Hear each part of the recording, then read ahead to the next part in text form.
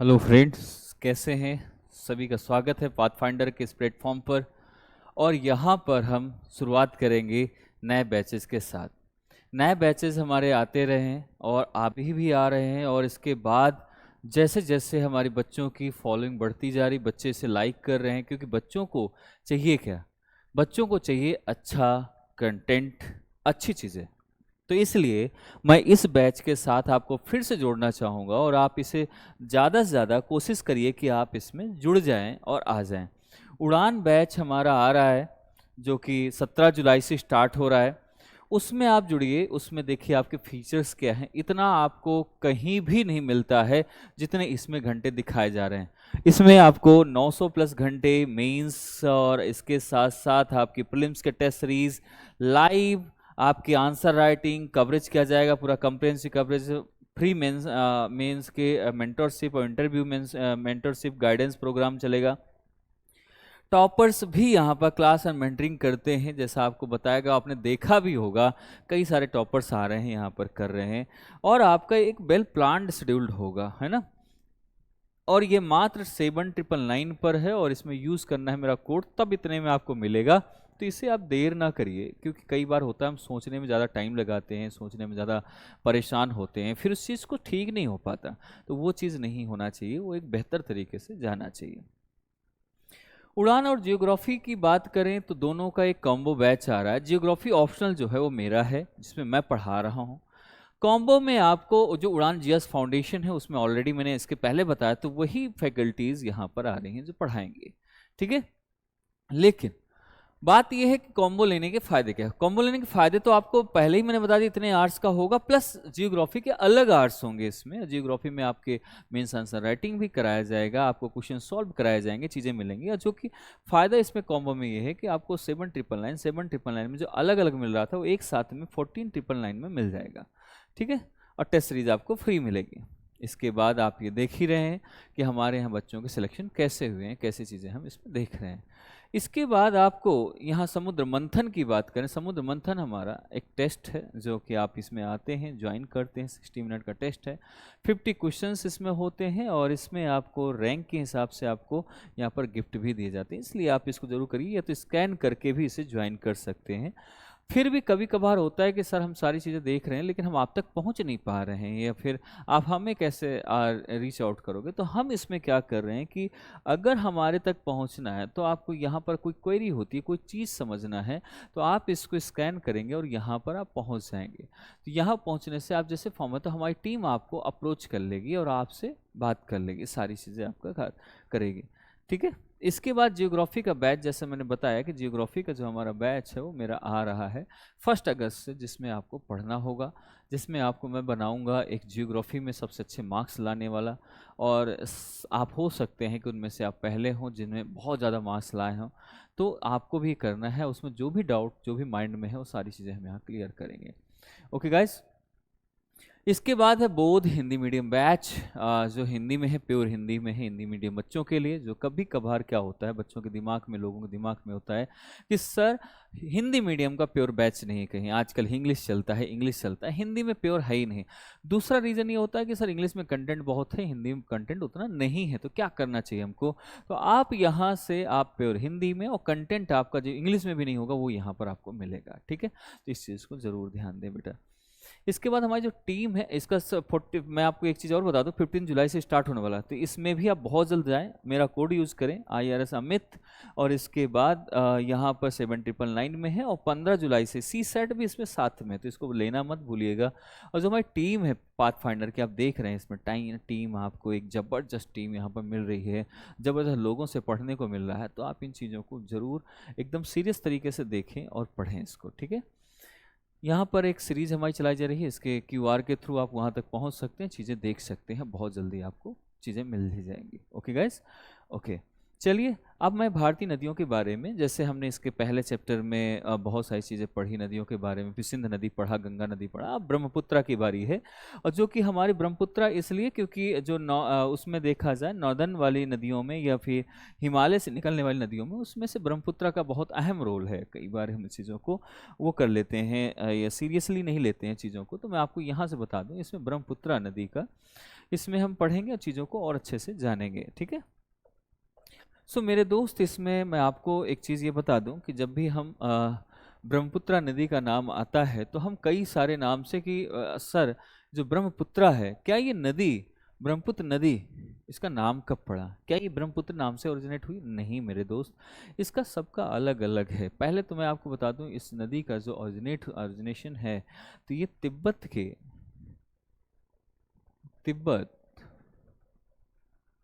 जो इस एरिया पे पड़ता है, तिब्बत से इस साइड से, तिब्बत में कैलाश पर्वत है ना, कैलाश, यहाँ पर इसके पास एक ग्लेशियर है जिसका नाम है चेमयुंग डुंग।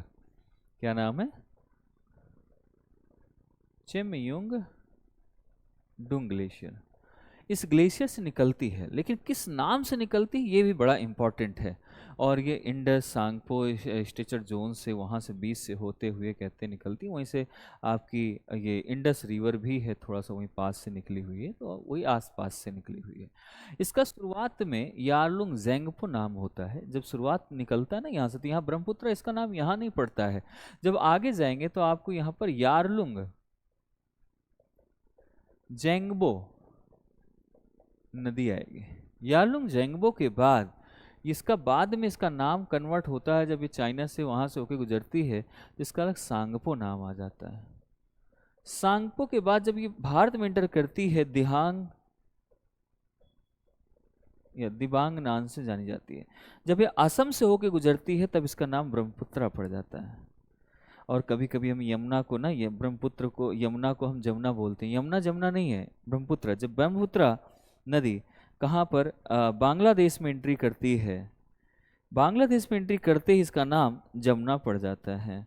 और ये भी जब पद्मा नदी यानी गंगा से मिलती है, फिर मेघना से, क्योंकि गंगा मिल चुकी होती है, इसका नाम भी मेघना में सारे समाहित हो जाते हैं। गंगा और ब्रह्मपुत्र दोनों समाहित हो जाते हैं। ये चीज़ है। ये इसमें कह सकते हैं कई बार ऐसा होता है।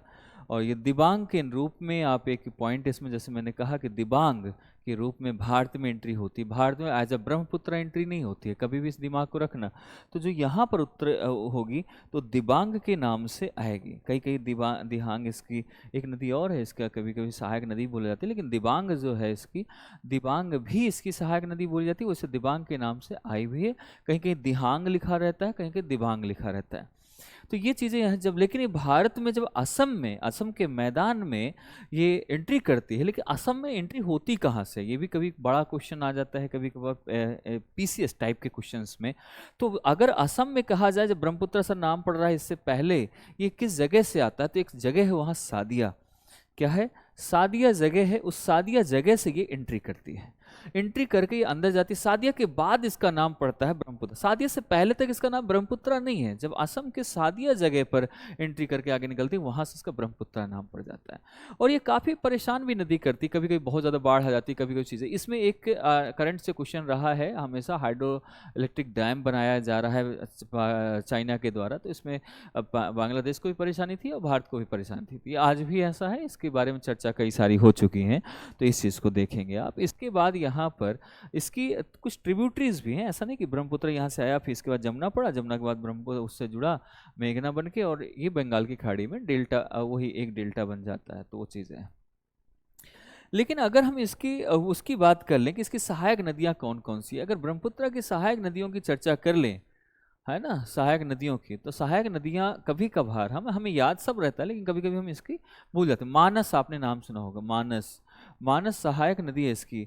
सुबनसिरी, ठीक है, सुबनसिरी है, ये है, धनसिरी है, ये सारी नदियां हैं। कभी कभी हमें दिमाग में नहीं रहता कि ये नदी है क्या है। मानस, सुबनसिरी, धनसिरी। इसके बाद आपका है दिबांग, दिबांग व लोहित, कपिली, लोहित, कपिली, ये इसकी सहायक नदियों में से एक आता है। ये इसकी सहायक नदियां हैं। ये इसके बारे में हम यहाँ पर इसको देखते हैं, समझते हैं। तो ये आ गई इसकी बात। इसकी सहायक नदियाँ क्या क्या हैं। अब इसके सिस्टम का जब बांग्लादेश में गई तो मैंने कहा जैसे जमुना के नाम से जाना गया, ये गंगा के साथ मर्ज होने के बाद ये पद्मा के नाम से, अब पद्मा अल्टीमेटली पद्मा मेघना से मिल जाती है और मेघना नाम उसका पड़ जाता है, मेघना रिवर को ज्वाइन करती है पद्मा, तो गंगा से जाके मिलती है। लेकिन गंगा से लंबी नदी है, गंगा भारत की सबसे लंबी नदी मानी जाती है, 25-25 कुछ, लेकिन ये वहाँ से, और ये वर्ल्ड कह सकते हैं उसमें आ जाता है, वर्ल्ड लेवल की नदी है, कई देशों से होकर गुजरती है। और गंगा भारत में ही देखा जाए तो भारत में इतनी रहती है, तो इसे मेघना के नाम से। ऐसे कई क्वेश्चन भी इसके रहे हैं कि रिवर्स जब कंसीडर करें, अरुणाचल प्रदेश में जब फ्लो करती है उस टाइम पे जब घुसती है तो क्या नाम इसका रहता है, तो ऐसा कई बार आता है नदी में नाम। अच्छा कि बाराक रिवर है या कुछ ऐसी है, या which was of the follow, तो अरुणाचल प्रदेश के द्वारा कौन सी नदी बहती है, बाराक या लोहित या सुबनसिरी, जो कि आज एक इसमें बाराक रिवर भी है, वो भी बाराक रिवर या बारक रिवर कहें, वो भी इसकी सहायक नदी में आता है, तो उसका भी नाम आप लिख सकते हैं। कई बार इसमें पूछा जाता है बाराक या बराक नदी इसकी क्या सहायक नदी है क्या है, तो वो भी इसमें पार्ट में आ जाता है। ठीक है, तो यहाँ तक तो हो गई ब्रह्मपुत्रा की बातें। अब हम चलेंगे कुछ आपकी जो दो मैंने कहा था ये ब्रह्मपुत्रा इतना ही है, इसके बाद लेकिन इतने बात खत्म होगी नहीं। अब आती पेनिनसुला की बात कर लेते हैं। पेनिनसुला नदियों में, पेनिनसुलर रिवर में क्या है, पेनिनसुलर रिवर में भी दो तरीके की नदियां हैं। आप अभी तो हमने सिर्फ दो तरीके की पढ़ी थी, कौन कौन सी, एक नदन पढ़ी थी, एक उत्तरी से बहने वाली नदियाँ यानी हिमालय से, दूसरा थी पठारी यानी आप कह सकते हैं प्रायद्वीपीय नदियाँ। तो प्रायद्वीपीय नदियाँ थी यहाँ पर, प्रायद्वीपीय में दो हैं, एक है पूरब की ओर बहने वाली नदी है ना, पूर्वी नदियाँ, और दूसरी है आपकी पूर्व की ओर बहने वाली, और दूसरी है आपकी पश्चिम की ओर बहने वाली नदियाँ। दो प्रकार की नदियाँ हैं। तो इसमें पश्चिम की ओर बहने वाली नदियों में ऐसा नहीं कि एक ही दो है, लेकिन नाम बड़ी नदियों में देखा जाए तो नर्मदा ताप्ती है, बल्कि जुआरी भी है, माही भी है, ऐसी बहुत सारी नदियां हैं जो इसमें जाती हैं। तो यहाँ पर आपको इसमें नर्मदा, अगर बड़ी नदियों में देखा जाए नर्मदा है, ताप्ती है या तापी कहें, तो ये नदी है। इसमें अगर ईस्ट फ्लोइंग में बात करें तो बहुत सारी नदियाँ मिलेंगी आपको, जैसे दामोदर नदी है, दामोदर है, इसके बाद है आपका सुवर्ण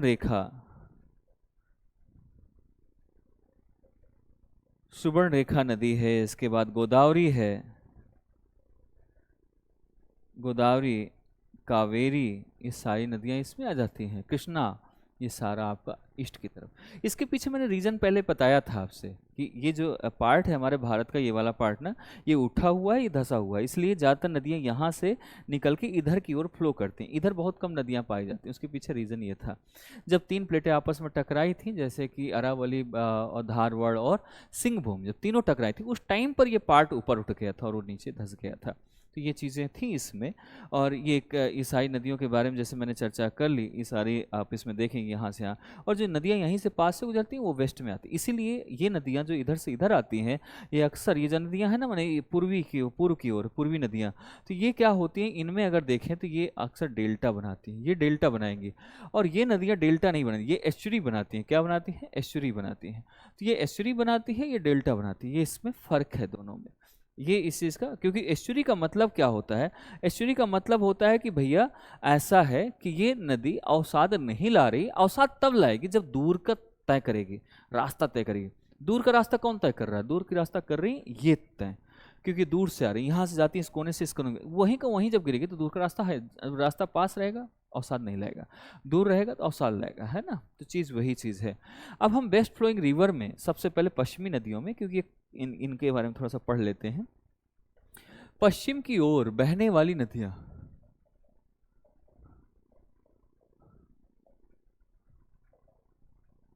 अगर हम इनकी बात करें पश्चिम की ओर बहने वाली नदियों की, तो उसमें सबसे पहली नदी का नाम आता है आपकी नर्मदा। कौन सी आती है? नर्मदा। कि क्या ये जो नर्मदा है, ये जो बह रही है, एक किधर, तो नर्मदा की सबसे शुरुआत करते हैं। जो नर्मदा निकलती है, ओरिजिनेट उत्पत्ति इसकी कहाँ से होती है? तो आपको मालूम है कि उत्पत्ति इसकी अमरकंटक से हो रही है। कहाँ से हो रही? अमरकंटक से, सॉरी, अमरकंटक से इसकी उत्पत्ति होती है। अमरकंटक एक प्लेट्यू है जो कि यहाँ से आप इसमें एक पॉइंट और, फिर इसके बाद मैं क्वेश्चन भी कुछ कराऊंगा इससे जुड़ा हुआ। तो यहाँ से जब अमरकंटक से बहती है और अमरकंटक प्लेट्यू से फ्लो करती है rift valley between the Vindhyan और सतपुरा से होते हुए, जो विंध्यन और सतपुरा के बीच से होते हुए ये जाके अरब सागर में जाके गिर जाती है। लेकिन बीच में ये शब्द आता है कि जब ये अमरकंटक कहाँ पड़ता है, मध्य प्रदेश में पड़ता है। तो यहाँ से यहाँ तक आपके जो ये वाला पार्ट है, ये आपका अरब सागर वाला, यहाँ से यहाँ तक किन किन राज्यों से होकर गुजरती है, ये रास्ता इसका क्या है। तो पहला रास्ता यह है कि ऊपर विंध्यन है, नीचे आपका सतपुरा है, उसके बीच से गुजर रही है। वैली थी, घाटी थी पहले, बाद में ये रिफ्ट वैली थी, भ्रंश घाटी थी, बाद में ये नदी में कन्वर्ट हो गई क्योंकि यहाँ से पानी इसमें जाने लगा। इसके बाद ये एमपी, मध्य, महाराष्ट्र, गुजरात तीनों प्रदेशों से होकर जाती है। एमपी, मध्य प्रदेश, महाराष्ट्र और गुजरात, इन 3 प्रदेशों को ये होकर गुजरती है यहाँ से। इसके बाद ये आते हैं कि यहाँ पर एक एमपी में यही नदी के थ्रू एक वो बनती है जिसे बोलते हैं क्या बोले, अगर हम ये कह दें कि जो जलप्रपात जिसे बोलते हैं, धुंधर जलप्रपात एमपी में इस नदी के कुछ उससे पानी से बनाता है। तो धुंधर जलप्रपात भी इस नदी पे है। धुंधर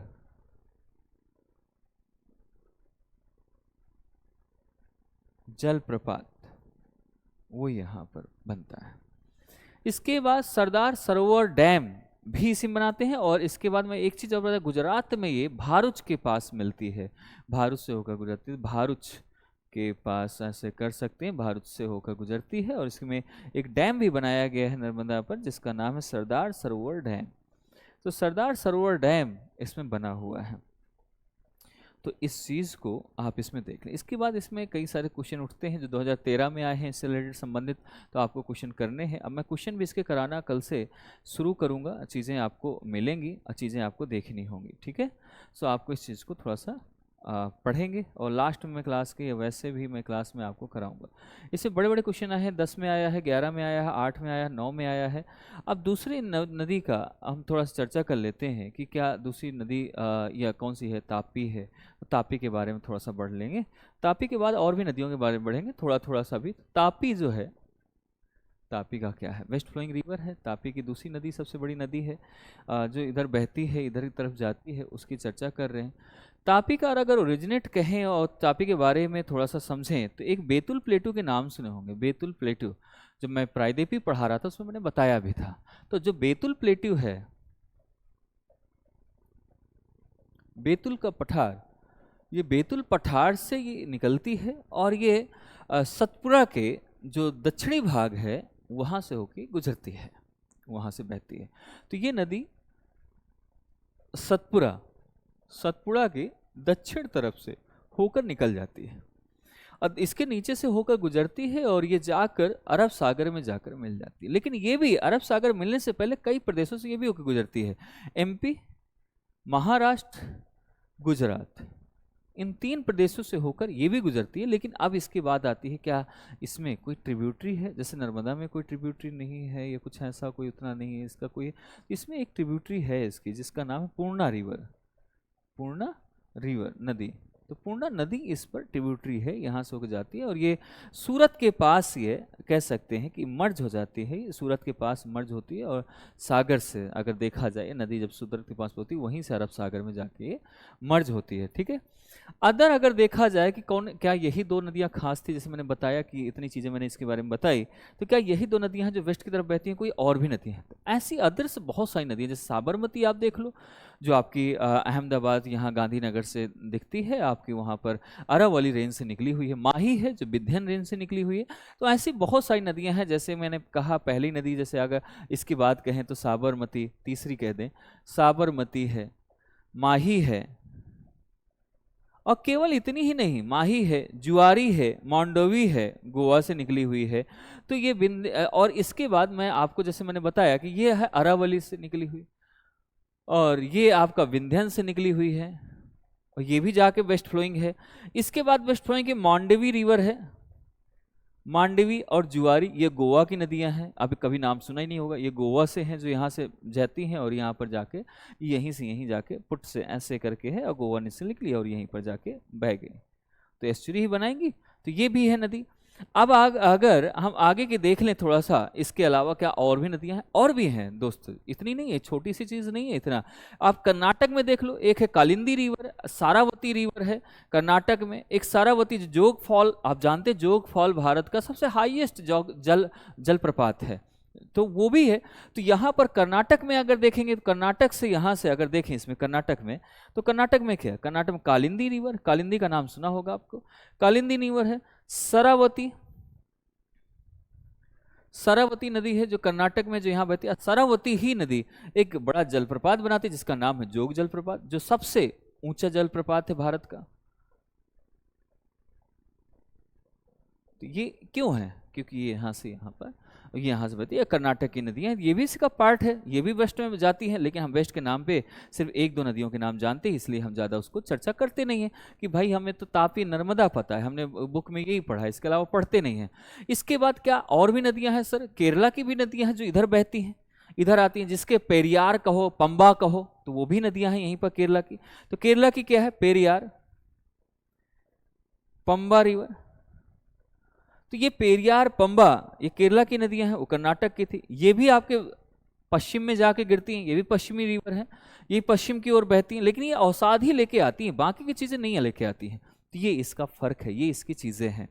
अब अगर मैं ईस्ट फ्लोइंग रिवर में चलूं, ईस्ट फ्लोइंग रिवर को देख लूं, अब ईस्ट फ्लोइंग रिवर में जब हम चर्चा करते हैं कि उत्तर पूरब की ओर कौन कौन सी नदियां बहेंगी, उसमें से चर्चा कर लेते हैं और उसके बारे में हम इसमें चर्चा करते हैं, ठीक है। तो अब हम बात कर रहे हैं पूर्वी की ओर। देखिए पूर्व की ओर क्या सारी नदियों को हम, पूर्व की ओर की जो नदियां हैं वो थोड़ा सा बड़ी भी हैं, चीज़ों को और भी जानेंगे, लेकिन उनको हम एक साथ पूरा हम देख चाहेंगे। ये छोटी सी थी, थोड़ी नदियां थी तो हमने इसके साथ कवर कर दिया है। पूर्व की ओर जो नदियां जाएंगी वो इससे बड़ी होंगी, और उसका मैं जो आपको भेजूंगा वो कल के हम सेशन में लेंगे, और कल के सेशन में हम आपके साथ पढ़ेंगे, ठीक है। तो आज की नदियों का बात है जो वेस्ट फ्लोइंग है, और इसके बारे में हमने पढ़ लिया। एक हमने जो यहाँ से निकलती हैं, हिमालय साइड से आती हैं, उन नदियों के बारे में पढ़ लिया, वेस्ट फ्लोइंग पढ़ लिया प्रायद्वीप में। अब ईस्ट फ्लोइंग बचा है आपके प्रायद्वीप नदियों में। इसके बाद बहुत सारी जो इन नदियों के बाद इनके सारी चीज़ें कहाँ पर क्या क्या फेमस है उसके बारे में चर्चा करेंगे, फिर मानसून हमारा चालू होगा। Okay guys, thank you, bye bye, take care, मिलते हैं आपसे नेक्स्ट क्लास में। लेकिन उससे पहले आपको एक काम करना होगा, वो क्या है कि हमारे चैनल को सब्सक्राइब करिए, एडमिशन लेना है तो एडमिशन लीजिए, और आपको जो भी लगता है किसी से कुछ पूछना है वो भी पूछिए, और सारा अपना डिस्कस कीजिए, डाउट सेशन लिख लिए, ये सारी चीज़ें आपको करनी है। Okay guys, thank you, bye bye, take care, मिलते हैं आपसे कल के सेशन पे। तब तक के लिए धन्यवाद, सुरक्षित रहें, पढ़ते रहिए। Okay, good bye.